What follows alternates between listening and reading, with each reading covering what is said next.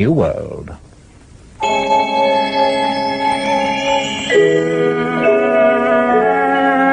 Enjoy yourself. Bottom level, orange beam, enjoy yourself. Bottom level, orange beam, enjoy yourself. What's happening here? This is a group of semi-moron epsilons that are going on a nature nausea reinforcement field trip to... I can see that. I meant what's taking you so long. Oh, right away, sir. There you are, all set. Bottom level, orange beam, enjoy yourself. Now, sir. Central Hatchery's plan. Priority. I'm sorry, sir. There's a circuit delay. Oh, next. The Cathedral of our Ford, please. Just a moment, if you don't mind. I don't think you understood. I said priority. I happen to be the assistant director of the Central Hatchery's plant. Yes, sir. All circuit checked. Really, these gammas, they're hardly brighter than a delta. Or even epsilons. Oh, no. I'm sure any delta is much brighter than epsilons like those. That's one of the wonderful things about being a gamma. We're not too stupid and we're not too bright. To be a gamma is to be just right. All right, sir.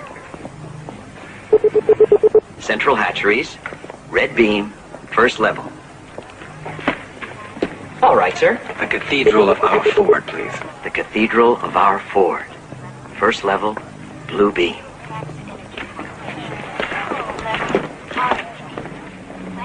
All for more means more for all. If it can be made, it can be used. And if it can be used, it can be made. History is bunk. Half the time equals double the yield. War is bad for business. As select alphas, conditioned to believe without knowing and to know without believing, you have been chosen to view the surrogate revelations and synthetic mysteries upon which all perfect and placibic belief is founded. Here before you are sacred teletime plex relics of the sanctified life, thought, and holy works of our Ford, from whose divine inspiration came the ultimate perfection of the endless assembly line, which has given us the ultimate, endless, perfect happiness of more things, for more wants in perfect balance, with more wants for more things. And it is from our inspired creator of the Model T that we derive our blessed sign of the T. Ford be brave. Let us now repeat the catechism. Community. Community. Identity. Identity. Stability. Stability. Ford bless you.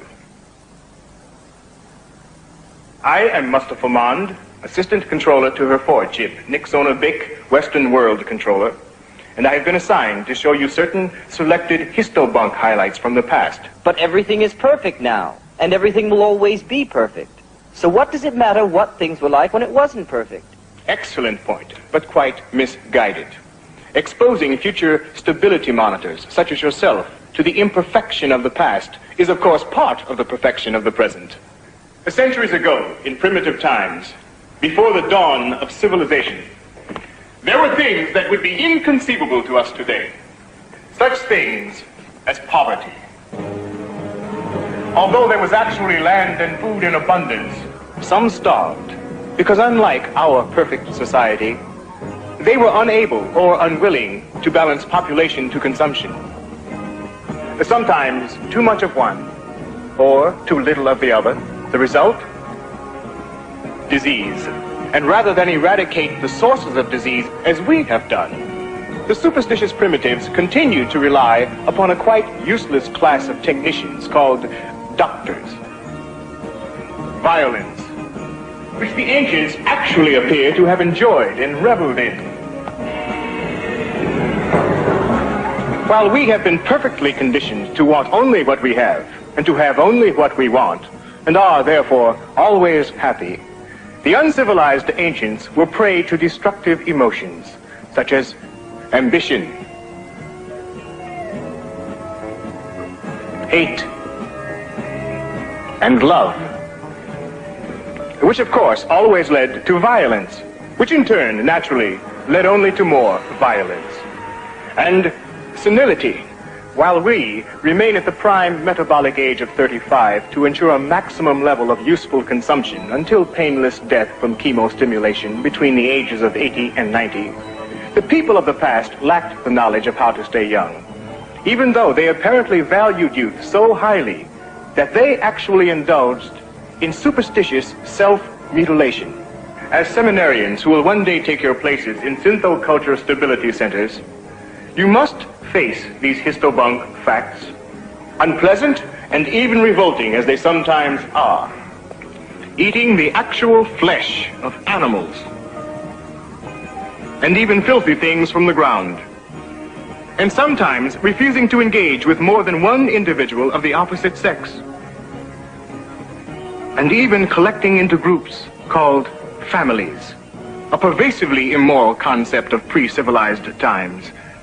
Yes, thoroughly disgusting examples of complete sexual perversion, as you can see. Did the primitive females actually...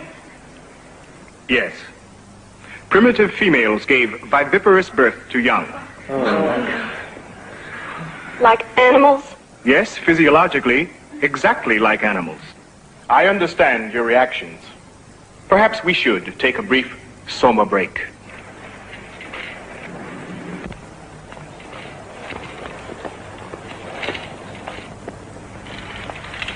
Naturally, none of what you have seen would be shown to betas or gammas, much less to deltas like these.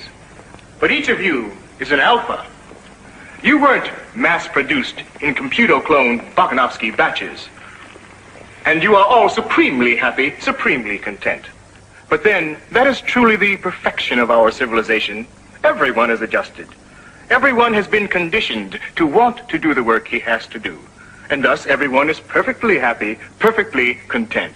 Alphas like you, betas, gammas, deltas like these, or even epsilons. Are you happy? Happiness for all is happiness for each. Are you glad to be deltas? Deltas all have lots of fun. Deltas get to play and run. Very good. But do you wish you had been incubated as alphas? No, no. Excellent. That's all.